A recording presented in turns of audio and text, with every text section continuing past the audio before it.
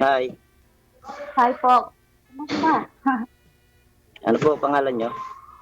Ah, hindi ko po pwedeng banggitin dito. First, At first name mo lang, ma'am? tawagin niyo naman po Ana. Ana.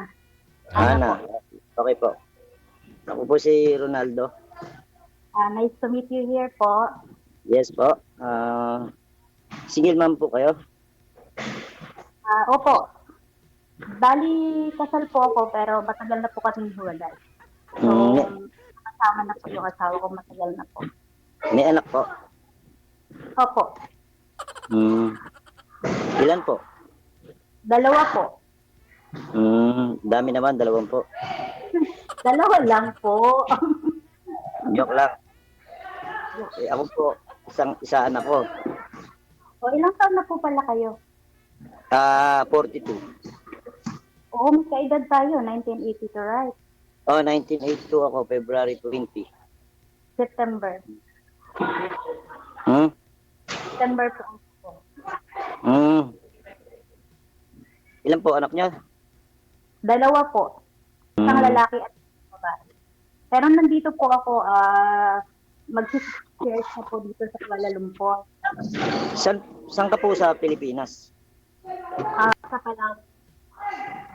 Ah, kailan po uwi niyo ng Pinas? Medyo matagal pa po kasi nagpapatayo po ako ng bahay sa, sa, sa Palawan. Ayos po yun. Para po, ano, Years pa po. po, Ano pong trabaho niyo dyan sa Pilipinas? driver po ng jeep. Oh, okay po yan. At least may trabaho at marangal po. Ilang taon na po pala yung anak niyo? 15 years old. Oh, bata pa. Lalaki po. Kasi ako nag-asawa eh. Hmm? Bata pa po kasi ako nag-asawa. So, medyo maedad na po yung anak ko kaysa sa anak niyo. Opo. Kasi 20 plus ako nag-asawa, 27. Ilang taon na po kayong, hiwalay ka po ba or Hiwalay widow? po. Galing po ako ng South Korea. Nag-abroad po ako, 3 years ako doon. Tapos, yung misis ko, nakaka 1 year pa lang ako mahigit, ay sumama sa best friend ko.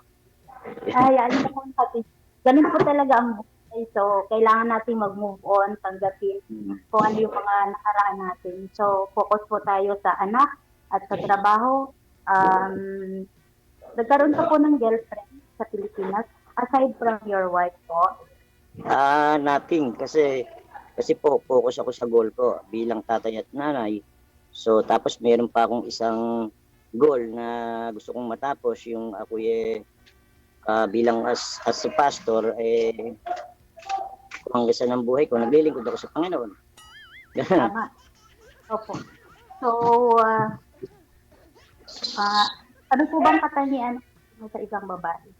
Ako, ang hanap ko sa babae, simple lang. Medyo silaw kasi rin. Yung ano po siya, yung pag-alis ko ng bahay, maasikaso, tapos hindi po siya, yung bang pwedeng harutin ng iba, yung ganun po. Kasi naranasan ko sa asawa ko yan dati. Hindi ako naniniwala sa mga marites, sa sabi-sabi.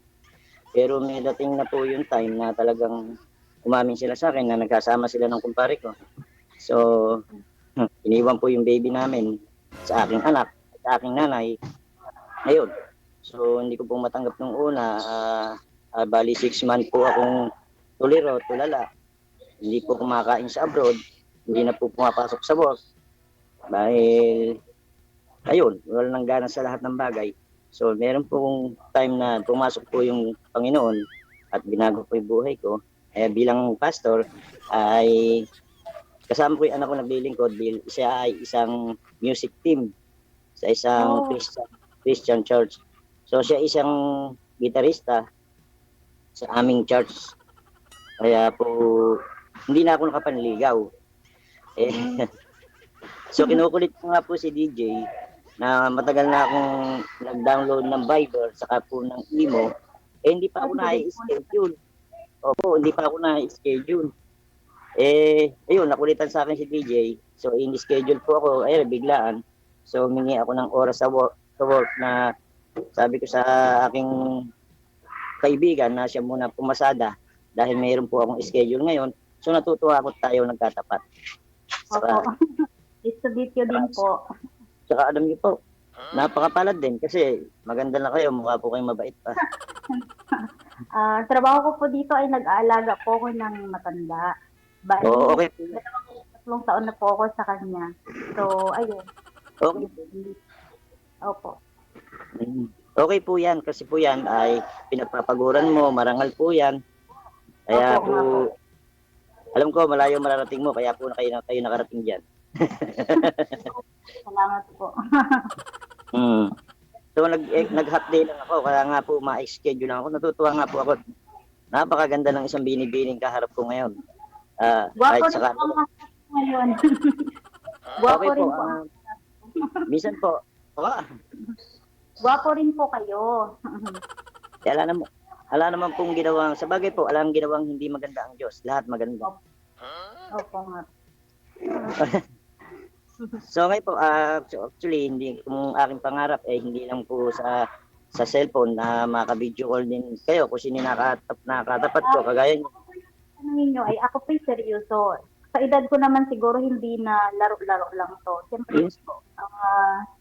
ito ay seryoso. So kung magkakasundo tayo, why not? So siyempre, personal na lang natin na usapan kapag kung ano yung mga bagay na hindi dapat at dapat. Sa tingin ko po, magkakasundo. Kasi po, alam ko mabait kayo. So, yun lang naman ang aking hanap sa isang babae ay yung bang talagang pag-alis ko ng bahay, hindi pwedeng Ako ay harapin. katoliko. Ang reliyon naman po ay hindi basihan sa isang relasyon, di ba? So Yes ako po ay devoted Catholic po ako. Ang pamilya po ay devoted Catholic po. Kasi yung aking ate ay madre at ang aking dalawang pamangkin ay madre.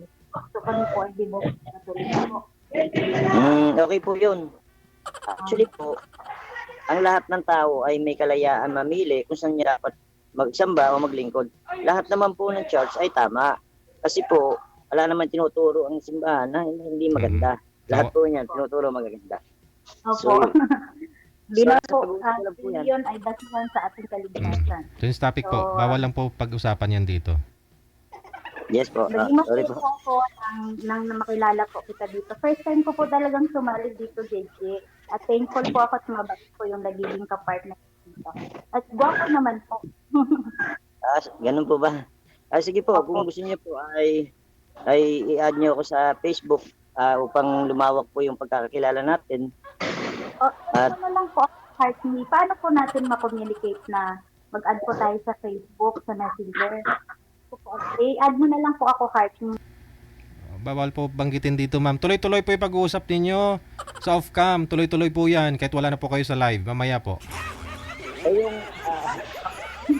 pwede po bang banggitin yung full name, DJ, o di pwede po?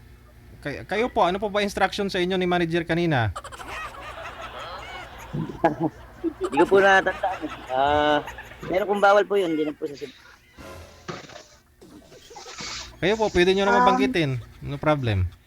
Sige po. Kayo Okay, po. pa-add na lang, pag gusto ko rin po kayo makilala at saka po, para po sa akin, powerful na nakilala kita. Search niyo lang po, Ronaldo Basa. Ronaldo Basa. Okay po. Okay po. Yung copy na po, noted. Okay, salamat po. At saka, ano Yeah. po ba? Ano po pala ang gusto niyo sa isang babae? Actually, ano po yung katangian na gusto niyo sa isang babae? Katangian. Para Basta po- makapag-alas po. Joke. Hindi po, kasi gusto ko mas malaman yung kung ano yung gusto niya sa isang babae or para masabi ko din po sa inyo kung ano yung gusto ko po sa isang lalaki. Ayoko po Ang nung gusto- manluloko. Ang gusto ko po sa isang babae ay yung pong chubby. Tapos, pagkatapos po, siyempre po, malamig. Tapos, honest. Pagkausap kung ano yung meron siya, inaamin niya. Inaamin na, isa't isa, inaamin. So, walang tinatago. Saka po yung yung willing pong makilala ko ng personal. Yung babaeng ganun po. Pero 5 years na po ako uuwi kasi hindi pa tapos bahay ko. Papatapos ko pa yung bahay ko at saka yung anak ko. 2 years na lang graduate na ng pag-iyo. Hindi, okay lang po yun. Nasa pag-uusap naman. Papakasal din naman po ako baka by next 2 years. Magbabakasyon po ako sa Pilipinas. Kaya, okay lang po yun. Kahit 5 years at least po ay meron kayong, kung may malinaw naman, opo. Kung may malinaw naman pag-uusap, para mag-intayan, ready po ako na kasi po. 11 years nga akong nakapag-face eh. Yung pang 5 years na lang. Di po. Yun po. Napakakit naman ni ma'am. Napakaganda. Hindi po. Deji, thank you so much ha. Ang tagal-tagal ko na talaga promise na maghanap ng seryoso. Sana seryoso ka po. Kasi Sana seryoso, po. Sana po, seryoso ka rin. Para, seryoso po ako.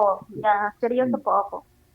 actually po, yung mga ibang detalye ng ating pag-uusap sa susunod ay yung po sa messenger na natin po. At salamat sa naging daan itong ating group na si DJ. Salamat sa iyo, especially. Saka po sa iyo, ma'am, na napakaganda naman, napakagandang binibini. Sino po ba?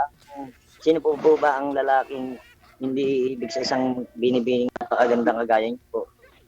So, yun po, doon na lang taliligawan sa messenger po natin. Doon na lang po Sana ako manligaw. magkakilala pa po tayo ng maayos sa Messenger. Opo. Gusto ko rin makilala ka ng lubos at kilalanin mo din po ako ng lubos. Baka Opo. namang mabait po kayo sa tingin ko at makajus Opo. Yes po. naman ay kakasundo tayo. Hope. Opo. Sa hintayin ko na lang po yung chat nyo kasi sinabi ko na may full name ko. Para po Ganun na lang po mamaya pag on off air na po tayo. I-message niyo na lang po sa akin sa email para ma-accept ko po. saan ko po i-message yung pangalan ko? Pag off cam na po tayo sa Emo. Emo po. Sa Emo. Sa Emo po. Makikita niyo po doon. Sige. Opo kasi screenshot nyo na lang po yung full name nyo sa messenger para po ma-add ko po kayo doon sa messenger ko po. Para doon po tayo magkaroon ng continuous communication po. Kasi po ako, hindi po ako busy actually pag nandito lang po yung anak ng anak ko. Busy po ako. Pero hindi nakakagamit po ako ng cellphone, don't worry. Yes po, ma'am. So, basta doon na lang po ako sa imo chat ang name ko. Doon nyo na lang po kunin. Opo, opo. Salamat Opo. po. Thank you Kayo po, po, Gigi. Baka may katanungan pa po kayo. Doon na lang, personal na lang ko kung ano. Doon na lang po ako doon na lang po naliligawan sa messenger. I'm thankful ko kay DJ. First time ko talaga promise. Pero Maraming salamat sa inyo. Good luck ha. Ipagpatuloy po ninyo. Doon na po kayo magbigayan ng pangalan ninyo. No? Huwag dito sa live. Oh. Ako'y kinakabahan sa inyo pareho. Hindi kayo nakikinig sa instruction namin dito kay ni Marijer. Basta ingat-ingat na lang baka may scam kayo. Maraming salamat. Salamat.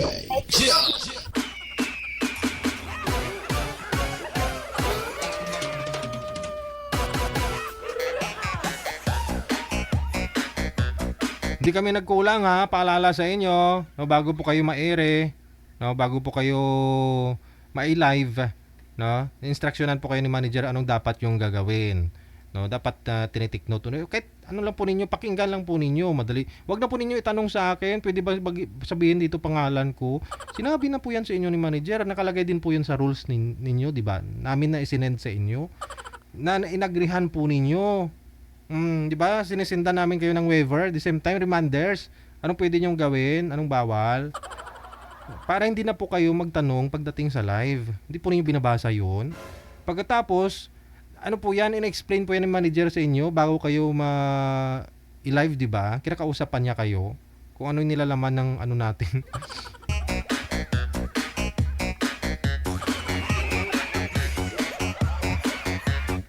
Huwag masyadong atat ha. Kasi kahit pari dito sumasali, dalawang beses nang may sumaling pari dito. Nabubuko lang ng mga nakausap nila.